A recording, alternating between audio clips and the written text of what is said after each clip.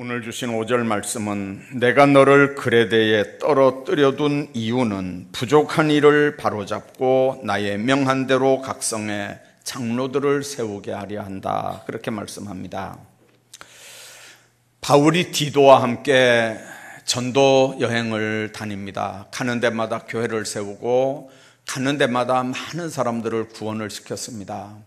이 그레데 섬은 그 지역에서 세 번째로 큰 섬입니다. 우리 같으면 울릉도 정도 되는, 아마 울릉도보다 더 큰 아마 제주도 정도 되는 그런 큰 섬인데, 그 섬에 복음을 전했습니다. 많은 사람들이 예수를 믿었습니다. 그렇다고 바울이 거기 계속 머물러 있을 상황이 아닙니다.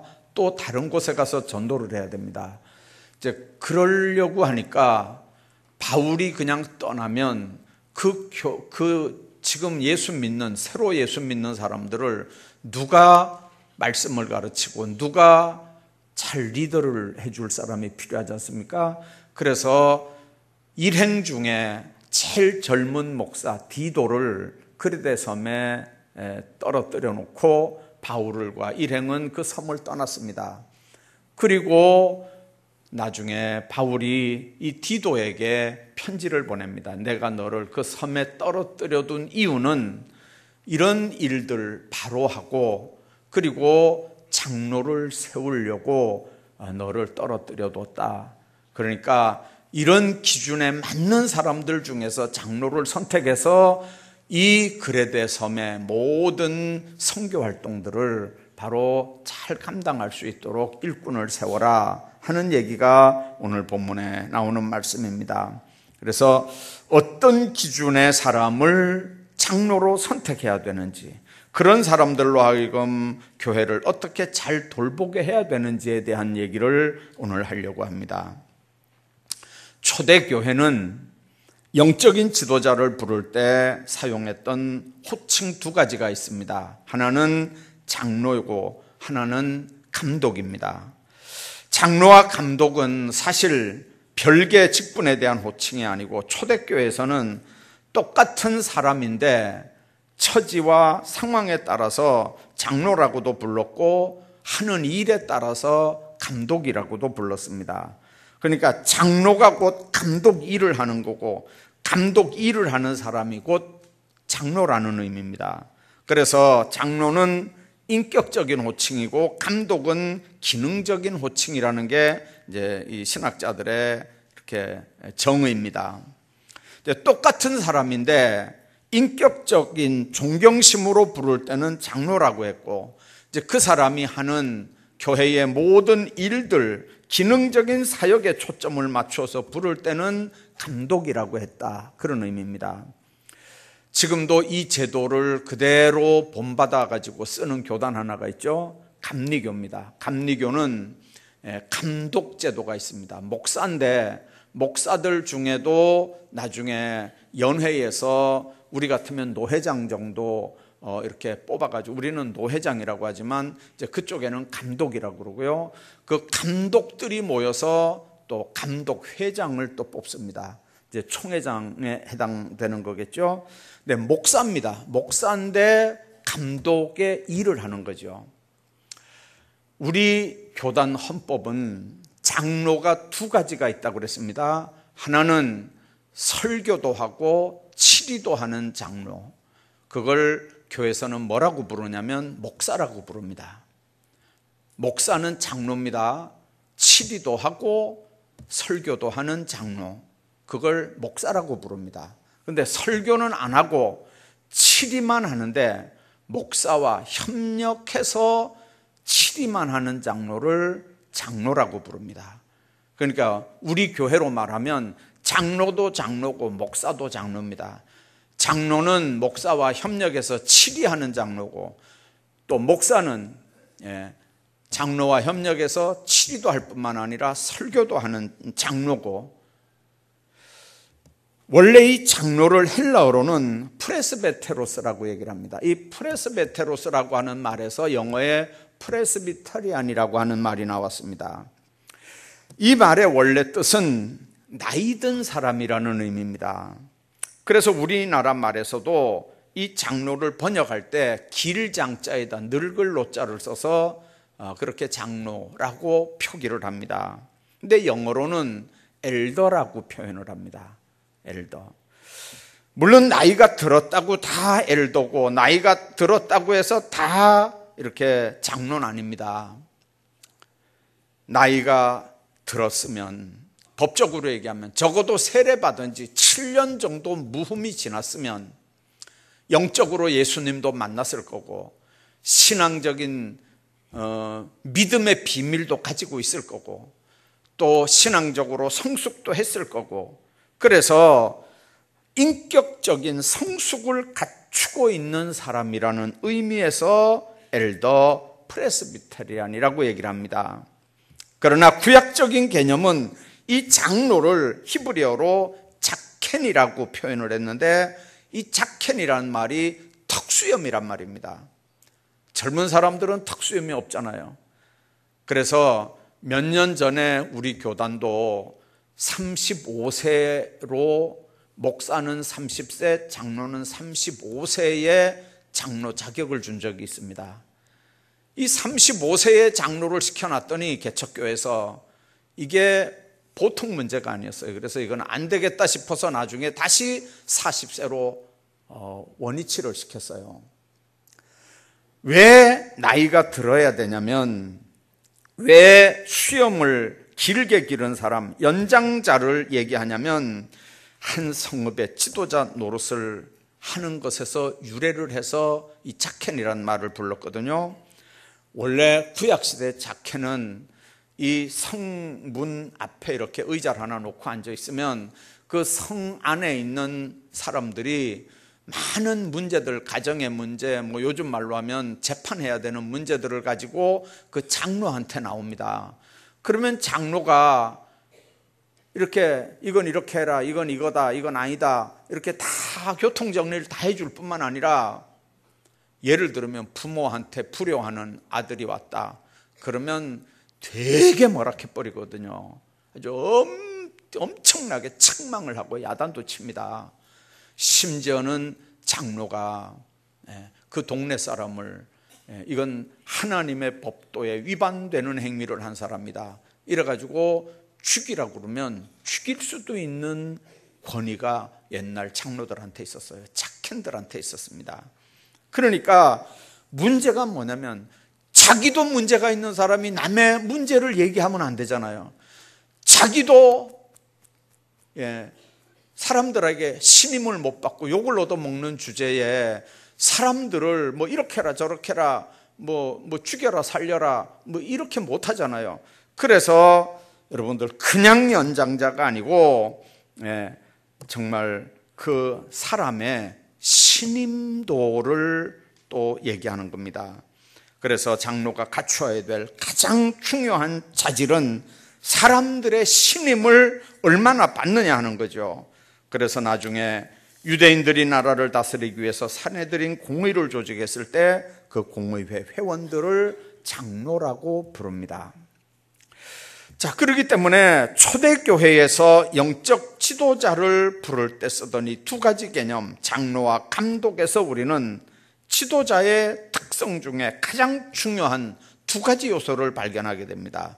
하나는 인격적인 모습이고 하나는 기능적인 문제입니다.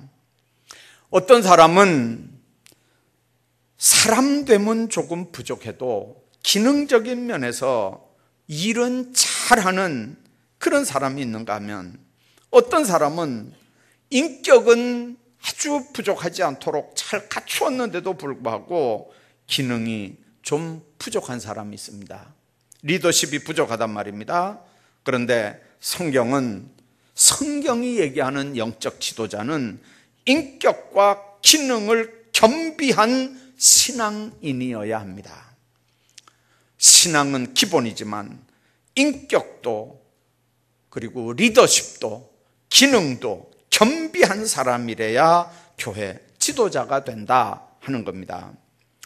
교회 안에서 지도자의 위치에서 사역하고 있는 모든 사람들에게 하나님은 이 두 가지를 같이 요구합니다. 그래서 오늘 5절부터 9절까지 있는 말씀, 젊은 목사 디모데에게 이런 사람들을 장로로 선택을 해라, 아주 구체적으로 얘기를 합니다. 첫째는 책망할 것이 없어야 된다. 6절에 그렇게 말씀합니다. 책망할 것이 없고, 이 책망할 것이 없다는 헬라 말은 붙잡히지 않고, 그런 의미입니다. 다른 사람과의 관계 혹은 다른 사람들이 보기에 도덕적으로 법률적으로 아무런 잘못이나 책망할 것이 없다는 의미입니다. 개인 생활에서 전혀 책망할 게 없다는 말이 아닙니다. 이 세상에 사는 사람치고 책망할 게 없는 사람이 어디 있겠습니까? 사람치고 허물 없는 사람이 어디 있겠습니까? 털어보면 다 먼지 안 나는 사람 없습니다. 그러나 오늘 6절에 책망할 것이 없고 하는 말은 우리에게 완전한 사람을 요구하는 말은 아닙니다.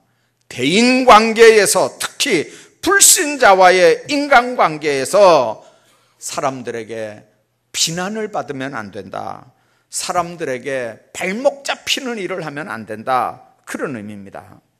도덕적으로나 법률적으로 특별히 책망거리가 없어야 된다는 얘기입니다.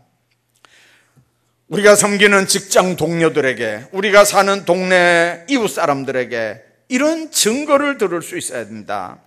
만일 불신자의 인간관계에서 비난의 대상이 된다면 이건 전도문을 막을 뿐만 아니라 자기도 못 들어가고 남도 못 들어가게 하는 큰 문제가 됩니다.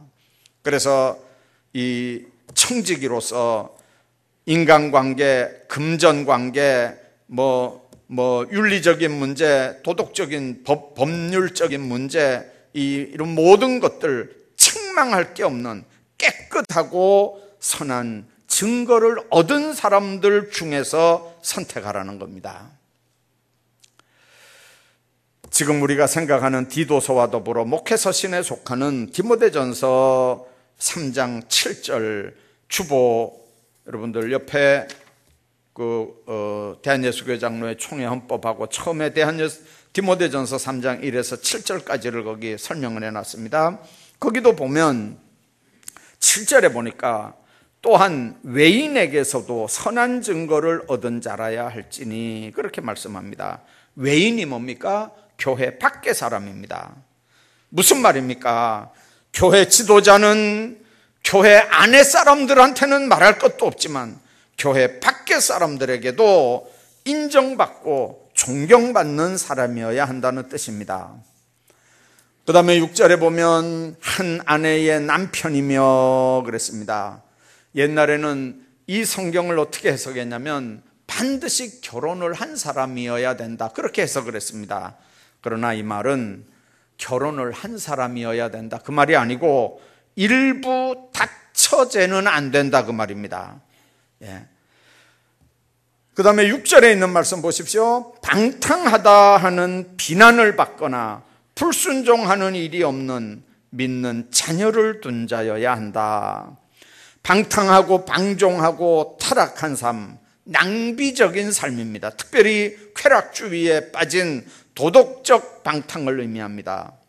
장로는, 목사도 장로도 마찬가지입니다. 장로는 반드시 자신의 가정을 신앙으로 잘 지도해야 할 것을 강조합니다.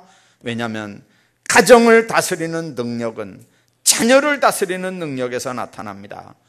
자기 가정을 잘 다스리지 못하는 자가 어떻게 교회 공동체를 다스리겠느냐 하는 얘기입니다. 그래서 우리가 귀에 익은 얘기 하나 있죠. 수신, 제가, 치국, 평천하. 그게 정치하는 사람들에게만 해당되는 얘기는 아닙니다. 여러분들, 교회사에 이 칼타고 종교회의라고 하는 게 굉장히 중요합니다. 이게 397년에 카르타고라고 하는 데서 이 종교회의가 열렸는데, 이 397년 이 종교회의에서 결정한 너무 중요한 안건 하나가 뭐냐면 신구약 성경 66권을 정경으로 딱 못 박은 회의가 이 칼타고 회의입니다. 그러니까 너무 중요한 회의입니다. 이 회의에서 뭘 하나 결정을 했냐면 감독과 장로와 집사는 그 가족 전체가 세례교인이 되기 전에는 절대로 임명해서는 안 된다, 그렇게 결정을 했습니다. 그전에는 목사가 장로를 임명할 때입니다. 그러니까 절대로 가족 전체가 세례교인이 되기 전에는 감독과 장로와 집사를 임명하면 안 된다. 두 번째, 책망받을 게 없어야 될 뿐만 아니라 하나님의 남편이어야 되고 방탕하다는 그런 자녀를 두면 안 될 뿐만 아니라 제 고집대로 하지 않아야 된다고 말씀합니다. 7절에 책망할 것이 없고 제 고집대로 하지 아니하며, 그렇게 말씀합니다. 이 제 고집대로라고 하는 헬라 말의 원래 뜻은 남의 의견을 배제하고 자기 생각과 자기 주장을 내세워 자기 자신을 즐겁고 유익되게 한다, 그런 의미입니다. 남의 의견은 배제합니다. 자기 생각과 자기 주장을 내세웁니다. 자기 자신을 유익하게 하고 즐겁게 합니다. 이게 자기 고집대로 한다는 헬라 말의 뜻입니다. 교만과 아집으로 가득 찬 사람입니다. 이런 사람들이 남에게는 교만합니다. 자기 자신에게는 완고합니다. 이렇게 고집이 센 사람에게 제일 큰 문제는 하나님의 뜻 앞에서도 하나님의 말씀 앞에서도 순종하지 않는다는 겁니다. 심지어는 하나님의 말씀을 자기 마음대로 해석을 해서 자기 마음에 맞도록 하나님의 말씀을 이해를 한다는 겁니다. 여러분들, 아무리 고집이 세도 하나님의 말씀을 자기 마음대로 뜯어 고쳐서 이해하는 건 그건 신앙인이 아니거든요. 여러분들, 하나님의 뜻 앞에 순종하지 않는 거, 자기 의지가 너무 강하다 보면 하나님의 뜻 앞에 순종하지 않습니다. 하나님의 뜻을 분별하지 못합니다. 주님 뜻 앞에 순종할 수도 없습니다. 아까 얘기한 것처럼 하나님의 말씀을 뜯어 고쳐서 자기가 쉽게 이해하도록 엉뚱하게 해석을 하고 이해를 합니다. 그게 아전인수라는 얘기입니다.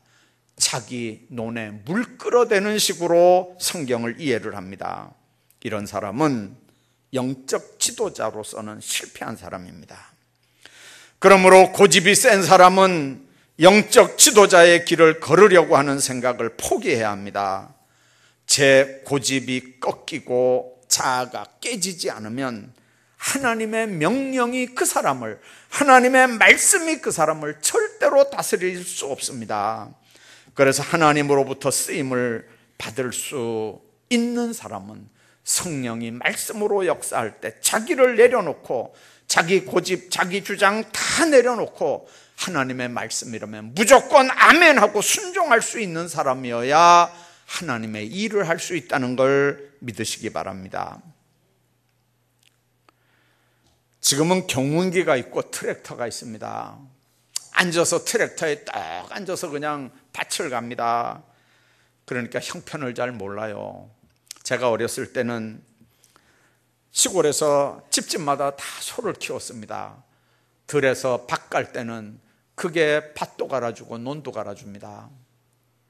짐을 실어 나를 때는 구루마에 멍에를 메워가지고 그 구루마에 막 옛날 시골집이 뭐 얼마나 컸습니까? 집채만큼 짐을 싣고 그 구루마를 소로 끌게 했습니다. 진짜 기운 센 소들이 있었거든요. 정말 좋은 소입니다. 아무리 좋아도요, 이 주인에게 달라드는 소가 있습니다. 심지어는 가족들을 떠받는 소도 있어요. 저도 봤어요. 이 소가 얼마나 영악한지요. 바지 입은 남자들한테는 꼼짝도 못해요. 근데 치마 입고 가는 여자들한테는요, 집주인이라도 자기 여물을 주는데도 치마 입고 가면요, 이게 들여받아요, 이 소가요. 더더군다나 애들이 고삐를 끌고 가잖아요. 집에서는 조용한데 들에서 고삐를 붙잡고 땡기면요, 알을 들여받아버립니다. 여러분들, 일은 해야 되죠. 기운은 세죠. 꼭 써먹어야 되는 소지만 자기 아내를 들여받고 자기 아들을 들여받는 소를 그걸 어떻게 쓰겠습니까? 겁이 나서. 그런 소가 가는 데는 딱 한 군데입니다. 방법 없어요. 도살장으로 보냅니다. 아무리 눈물을 뚝뚝 흘리면서 여러분들 도살장으로 끌려가는 소가 불쌍해도 방법이 없어요. 세 번째는 급히 분내지 않아야 합니다. 야고보 1장 20절에 보면 사람의 성내는 것이 하나님의 의를 이루지 못한다고 했습니다. 그런데 이 말씀이 아주 흥미롭습니다. 이 문장의 낱말들은 대칭으로 대꾸를 이룹니다. 우리는 분노할 때 본질적으로 분노의 지배를 받게 되어 있습니다. 그렇게 되면 하나님의 지배를 받을 수 없게 된다는 뜻입니다. 여러분들, 너무 화가 나면 옆에서 권면하는 사람들 얘기 안 들리잖아요. 옆에서 얘기하는 사람 소리가 들립니까? 지혜롭지 못한 아내들은요, 막 남자가 막 화가 나 있는데도 그 옆에서 지혜롭지 못하게 남자들한테 막 따발총을 쏘는 여자들요, 그 여자들 말이 틀렸다는 말은 아니에요. 그러나 그 상황에서는요, 절대 안 들어요, 남자들이요. 마찬가지예요. 여러분들, 성을 내고 분을 내는데 하나님의 말씀이 들어오겠어요? 성을 낼 때, 분을 낼 때는 이미 하나님의 다스림을 못 받는 거예요. 감정에 의해서 일을 하는 거예요. 그래서 여러분들, 하나님의 뜻과 의를 이룰 수가 없게 되는 겁니다. 자기 감정을 조절하지 못하고 분내기를 좋아하는 사람은 절대로 그래서 쓰임받지 못합니다. 우리가 어떤 때는 분한 감정이 일어날 수 있는 건 사실입니다. 정서적으로 건강한 사람은 다 분낼 줄 알아요. 그러나 그 분을 오래 품지 말고 그 분노를 절제할 수 있는 사람들이 하나님의 교회의 일꾼이 되는 줄로 믿습니다. 그래서 성경에 해가 지도록 분을 품지 말라고 얘기합니다. 그 다음에는 술을 즐기지 아니하며 7절 중간에 그렇게 말씀합니다. 이 말은 길게 설명할 필요가 없어요. 옛날에 우리 교회, 옛날 안 부끄러운 얘기지만 우리 교회 장로 중에 별명 하나가 김천역의 빗자루였습니다. 김천역의 빗자루. 난 그게 뭔 소리인지 몰랐어요. 나중에 그 사람 교회 떠난 다음에 이야기하는 게 뭐냐면 빗자루가 이렇게 쓰는 거잖아요. 흔들흔들하면서 이렇게 쓸고 다니는 거. 여러분들, 그게 장로가 김천역의 빗자루가 됐으니까 이게 교회는 무슨 꼴이고 그게 무슨 전도가 되겠어요? 이게 한번 생각을 한번 해봐봐요. 술은 우리의 지성을 마비시키는 역할을 합니다. 여러분들, 저도 군대에 있을 때 경험했어요. 술 먹으라고 그래서 다 먹어 임마. 고참들도 아무개도 다 먹어 임마. 그러니까 한 잔 먹어. 그래서 안 먹고 두들겨 맞잖아요. 그러면 그 앞에서는요, 이게 예수, 니만 예수 믿냐고 막 쥐박는데 나중에 뭐라 그러냐면요, 이건 진짜라 그래, 진짜. 그리고 그 안에서 돈을 누구한테 맡길 건가 이렇게 하니까요, 저 곽일병한테 맡기라. 나 짝대기 2개밖에 안 되는데 그 많은 돈을요, 그 보니까 다 도둑놈들 같이 생겼으니까 그 돈을 저한테 맡기더라고요. 여러분들, 안 믿는 사람들이 한 잔 먹으라고 그래서 같이 따라서 먹잖아요. 그때는 아주 융통성 있고 뭐 경상도 말로 뭐 그게 일본 말인지 모르겠어요. 유도리도 있고 원만하고 뭐 다 좋아요. 근데 뒤에 가서는요, 장로가 술 먹었다고 욕을 얼마나 하는지 아세요? 여러분들, 술을 마시면 제정신이 혼미해집니다. 동물적인 본능만 남아있게 됩니다. 그러므로 술을 마시면 짐승처럼 전락해버립니다.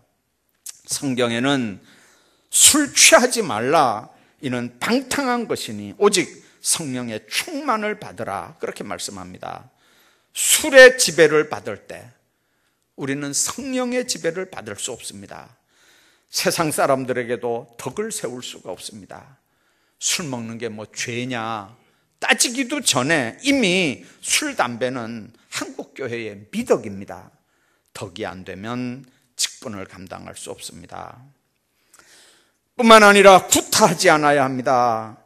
물론 사람에 따라 성격이 다릅니다만 영적 지도자라는 사람들 가운데 주먹이 먼저 앞서가는 사람들이 간혹 있습니다. 가족들 가운데서도 구타하는 사람이 있고요, 여러분들 직장 안에서도 주먹을 날리는 사람이 있습니다. 베드로가 성령 충만이 받기 전에는 베드로도 똑같았습니다. 화가 나면 참지 못하는 불같은 성격의 소유자가 베드로입니다. 겟세마네에서 예수님이 가룟 유다에 의해서 잡혀가는 모습을 보면서 예수님을 체포하려고 할 때 이 베드로가 너무 분노가 일어나니까 가지고 있던 단도를 빼서 제사장의 종 말고의 귀를 떨어뜨리는 모습을 봅니다. 만일 그때 베드로에게 총이 있었다면 말고는 죽었습니다.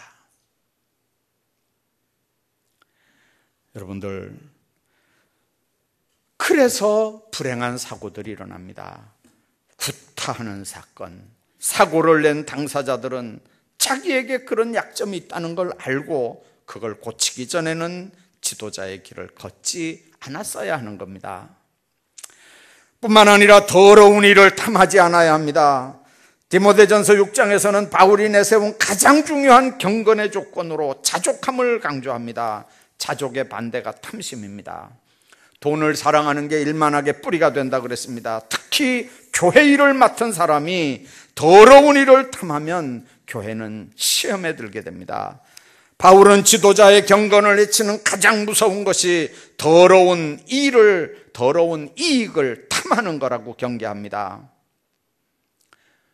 어떤 교회에서는 교회 피아노를 구입하는 과정에, 어떤 교회에서는 차량을 구입하면서 관계되는 사람들이 더러운 이득을 취했다가 사표를 내고 나가는 그런 얘기를 여러분들 들었습니다. 교회 돈에 혀를 대면 하나님이 절대 그냥 두지 않습니다. 물질로 섬기고 봉사해야 될 장로가 헌금은 안 하고 교회 돈으로 자기 얼굴을 드러내겠다고 하면 이건 교회 전체가 시험 드는 거거든요. 교회에 예를 들어 운동회를 합니다. 교회에 무슨 행사를 합니다. 다 돈 내서 해야 되는 거잖아요. 헌금으로도 충당을 하지만 찬조로도 그 일을 행해야 되잖아요. 그래서 이렇게 보면 일꾼들은 보면요, 다 자기 돈을 털어서 그 일을 해나가요. 그런데 일꾼 아닌 일꾼들은요, 어떻게 하면 거기서 더 가져올까? 그건 일꾼도 아니에요. 다른 사람들은 주머니를 털어서 돈을 내서 그 일을 하는데 어떤 사람은요, 어떻게 하면 거기서 더 가져올까? 그게 무슨 일꾼이에요?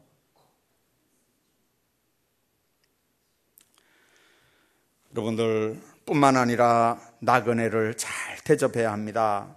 당시에는 오늘 같은 숙박시설이 없었습니다. 그래서 교회 지도자는 항상 자기 집 문을 열어놓고 전도자들, 나그네를 대접했습니다. 지금도 똑같은 원리입니다. 사역한다는 건 결국 사람 섬긴다는 겁니다. 섬김을 받으려고 하는 사람이 아니라 섬길 줄 아는 사람을 일꾼으로 뽑아야 합니다. 선행을 좋아해야 합니다. 신중해야 합니다. 여러분들, 개혁성경에는 이 신중해야 된다는 말을 근신해야 된다고 하는 말로 표현을 했습니다. 말 한마디를 해도 그 말의 파장을 생각하고 신중하게 말해야 됩니다. 행동 하나를 해도 신중하게 해야 합니다. 신중이라는 말에는 통제라는 말의 뜻도 있습니다. 더 중요한 건 사람에게 해를 주지 않으며 다른 사람의 필요에 대해서 민감한 걸 의미합니다. 주님의 사역을 한다는 건 결국 다른 사람들을 섬기는 건데 그들의 필요가 뭔지 모르면 사역을 똑바로 감당할 수 없습니다. 듣는 것도 말하는 것도 행동하는 것도 신중해야 됩니다. 지도자가 너무 요랬다 저랬다 하면요, 이거는 교인 전체가 갈피를 잡지 못합니다. 가벼우면 안 돼요. 뿐만 아니라 의롭고 거룩해야 합니다. 절제해야 합니다. 지도자는 자기 자신을 다스릴 줄 알아야 됩니다. 자신을 다스릴 줄 모르면 그런 사람이 어떻게 가정은 다스리고 교회를 다스리겠습니까? 제동장치에 문제가 생긴 차는 아무리 좋은 차라도 그거는 고장난 차입니다. 마지막으로 밑분 말씀의 가르침을 그대로 지켜야 한다, 그렇게 말씀합니다. 바른 교훈으로 권면하고 거스려 말하는 자들을 책망하게 하려 함이라. 교회의 장로는 영적인 부분들을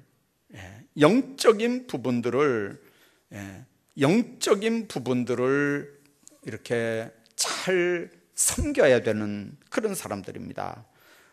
그러니까 아주 중요한 건 내가 영적으로 흠이 있다, 내가 교인들에게 책망할 수 없는 상황이 된다, 내가 교인들에게 똑바로 가르칠 수 없는 삶이 된다, 이렇게 하면 일을 못하는 거거든요.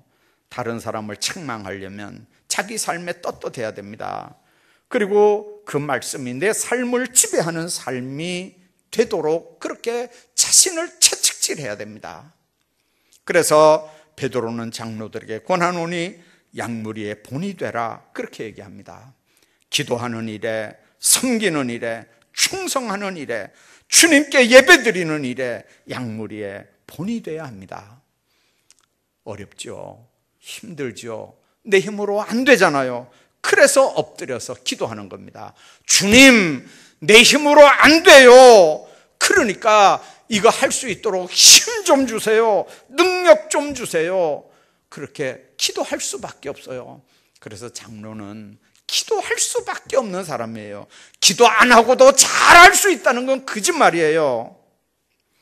우리 교단 장로는 30명에 한 명씩 장로를 뽑아서 세례교인 30명에 한 명씩 장로로 뽑아서 당회 구성을 합니다. 따라서 장로는 그 세례교인 30명의 뜻을 교회에 반영시켜야 되는 교인들의 대표입니다. 뽑을 때만 교인들과 소통하고 당회 들어와서는 교인들의 소리를 안 들으면 안 됩니다. 여러분들, 세상의 단체장들은 만일 그렇게 해서 뽑아서 보냈는데 소통 안 하고 지멋대로 하면 4년 있다가 그냥 그 다음엔 안 뽑아 보내면 돼요. 근데 지금 여러분들이 뽑아야 되는 장로, 안수집사, 권사, 이런 교회 중직자들은 한 번 뽑으면, 그래서 세우면 70세까지 해야 돼요.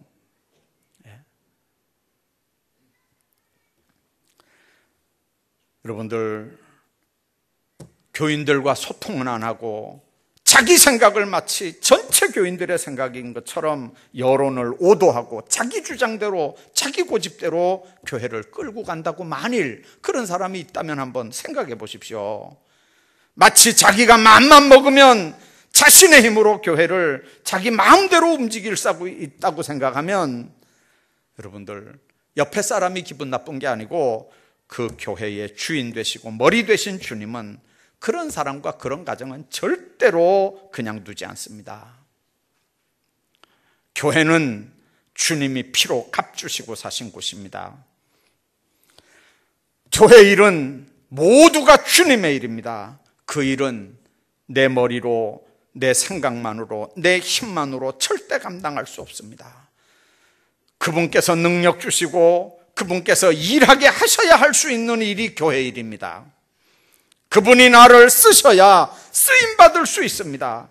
그래서 죽도록 충성하고도 나는 무익한 종이라고 하는 사람들이 주님의 일꾼들입니다. 지금 우리는 그런 사람들을 찾고 있습니다. 우리는 교회 안팎으로부터 칭찬과 인격적인 존경과 신뢰를 얻을 수 있는 지도자를 장로로 선택을 하려고 합니다. 특히 주님께서 쓰실 자를 기도하면서 택하려고 합니다. 사람들은 그렇게 얘기합니다. 저 사람은 내 마음에 안 들어. 근데 여러분들, 내 마음에 드는 사람을 뽑으라는 말이 아니에요. 내 마음에 안 드는 사람을 배척하라는 말이 아닙니다. 기준이 내가 아니에요. 내가 내 마음에 든다고 뽑고 내 마음에 안 든다고 빼고 그거 아니에요. 여러분들, 주님이 교회 주인이에요. 주님이 어떤 사람들에게 기름을 부어서 지금 누구를 장로로 선택을 해서 쓸 건가, 주님의 뜻을 여러분들이 분별하셔야 돼요. 내 마음하고는 상관없어요. 주님이 누굴 쓰실 건가. 성령께서 여러분들을 생각나게 하고 성령께서 여러분들을 권면하시길 바랍니다. 그런 분들이 선택될 수 있기를 바랍니다. 사사로운 인간적 감정이 개입이 돼서 하나님의 교회에 기름 부음 받을 자를 인간적으로 만들어 나가고 성령의 일을 그르치는 그런 무서운 일들이 하나님의 교회 안에서 생겨나지 않도록 정말 두렵고 떨리는 마음으로 예배에 참여하시고 공동의회에 임하시기를 주의 이름으로 축복합니다.